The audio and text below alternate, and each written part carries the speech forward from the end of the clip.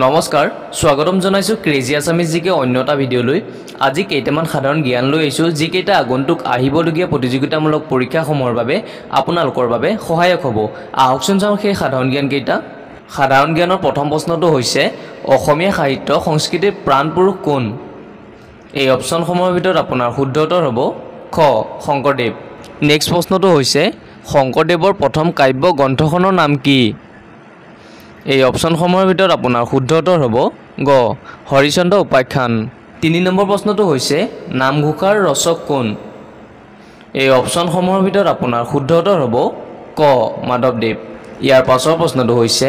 অসমীয়া ভাষাত কোনে ৰামায়ণ ৰচনা কৰিছিল এই অপচনসমূহৰ ভিতৰত আপোনাৰ শুদ্ধ উত্তৰ হ'ব ঘ মাধৱ কন্দলী প্ৰশ্ন নম্বৰ 5 মহাভাৰতৰ অসমীয়া ভাঙনি কোনে কৰিছিল এই অপচনসমূহৰ ভিতৰত আপোনাৰ শুদ্ধ উত্তৰ হ'ব গ ৰাম সৰস্বতী নেক্সট প্ৰশ্নটো হৈছে কথা গীতাৰ ৰচক কোন এই অপচনসমূহৰ ভিতৰত আপোনাৰ শুদ্ধ উত্তৰ হ'ব খ ভট্টদেৱ নেক্সট প্ৰশ্নটো হৈছে হস্তি বিদ্যানৱ গ্ৰন্থৰ ৰচক কোন এই অপচনসমূহৰ ভিতৰত আপোনাৰ শুদ্ধ উত্তৰ হ'ব ঘ সুকুমাৰ বৰকাইত প্ৰশ্ন 8 প্ৰথম অসমীয়া আলোচনী কোনখন এই অপচনসমূহৰ ভিতৰত আপোনাৰ শুদ্ধ উত্তৰ হ'ব খ অৰুণোদয় প্ৰশ্ন 9 অৰুণোদয় আলোচনীৰ প্ৰথম সংখ্যা প্ৰকাশ হৈছিল এই অপচনসমূহৰ ভিতৰত আপোনাৰ শুদ্ধ উত্তৰ হ'ব গ 1846 চনত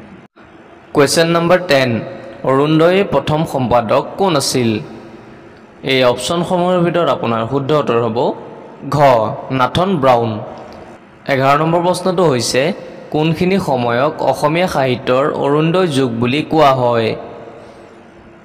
এই অপচনসমূহৰ ভিতৰত আপোনাৰ শুদ্ধ উত্তৰ হ'ব ক 1846 চনৰ পৰা 1889 চনলৈকে question number 13 a few remarks on Assamese language নামৰ পুথিখন কোনে ৰচনা কৰিছিল এই অপচনসমূহৰ ভিতৰত আপোনাৰ শুদ্ধ উত্তৰ হ'ব গ আনন্দৰাম ঢেকিয়াল ফুকন ইয়াৰ নেক্সট প্ৰশ্নটো হৈছে 14 প্ৰথম অসমীয়া অভিধান কোনে ৰচনা কৰিছিল এই অপচনসমূহৰ ভিতৰত আপোনাৰ শুদ্ধ উত্তৰ হ'ব গ মাইচ ব্ৰনছন নেক্সট প্ৰশ্নটো হৈছে 15 মাইচ ব্ৰনছনে ৰচনা কৰা অসমীয়া অভিধান শীৰ্ষক প্ৰথম অসমীয়া অভিধানখনত কিমান শব্দই স্থান পাইছিল এই অপচনসমূহৰ ভিতৰত আপোনাৰ শুদ্ধ উত্তৰ হ'ব খ 14000 শব্দই প্ৰশ্ন নম্বৰ 16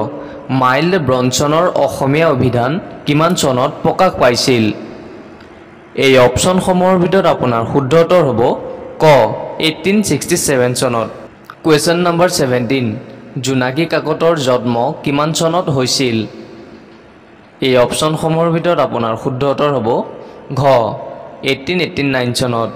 প্ৰশ্ন 18 জোনাকীৰ প্ৰথম সম্পাদক কোন আছিল এই অপচনসমূহৰ ভিতৰত আপোনাৰ শুদ্ধ উত্তৰ হ'ব গ চন্দ্ৰকুমাৰ আগৰৱালা নেক্সট প্ৰশ্নটো হৈছে কোনখিনি সময়ক অসমীয়া সাহিত্যৰ ৰোমান্টিক যুগ বুলি কোৱা হয় এই অপচনসমূহৰ ভিতৰত আপোনাৰ শুদ্ধ উত্তৰ হ'ব খ 1889 চনৰ পৰা 1940 চনলৈ প্ৰশ্ন 20 জোনাকীক কিমান চনত আনি গুৱাহাটীত প্ৰতিষ্ঠা কৰা হয় এই অপচনসমূহৰ ভিতৰত আপোনাৰ শুদ্ধ উত্তৰ হ'ব ঘ 1901 চনত 21 নম্বৰ প্ৰশ্নটো হৈছে জোনাকীৰ প্ৰকাশ কিমান চনত বন্ধ হয় এই অপচনসমূহৰ ভিতৰত আপোনাৰ শুদ্ধ উত্তৰ হ'ব খ 1904 চনত প্ৰশ্ন 22 প্ৰথম অসমীয়া ৰোমান্টিক কবিতাটো কি এই অপচনসমূহৰ ভিতৰত আপোনাৰ শুদ্ধ উত্তৰ হ'ব খ বনকুঁৱৰী প্ৰশ্ন 13 প্ৰতিমা কবিতা পুথিৰ কবিগৰাকীৰ নাম কি এই অপচনসমূহৰ ভিতৰত আপোনাৰ শুদ্ধ উত্তৰ হ'ব ক চন্দ্ৰকুমাৰ আগৰৱালা নেক্সট প্ৰশ্নটো হৈছে প্ৰতিমা কবিতা পুথিখনৰ বিষয়ত লক্ষ্মীনাথ বেজবৰুৱাই কি কৈছিল এই অপচনসমূহৰ ভিতৰত আপোনাৰ শুদ্ধ উত্তৰ হ'ব গ প্ৰতিমাখনি সৰু কিন্তু নিভাঁজ সোণৰ প্ৰশ্ন 25 প্ৰথম অসম সাহিত্য সভাৰ সভাপতি কোন আছিল এই অপচনসমূহৰ ভিতৰত আপোনাৰ শুদ্ধ উত্তৰ হ'ব খ পদ্মনাথ গোহাঁই বৰুৱা সাধাৰণ জ্ঞানৰ একেবাৰে শেষৰ প্ৰশ্নটো হৈছে 26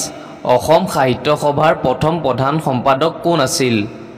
এই অপচনসমূহৰ ভিতৰত আপোনাৰ শুদ্ধ উত্তৰ হ'ব খ গ শৰৎচন্দ্ৰ গোস্বামী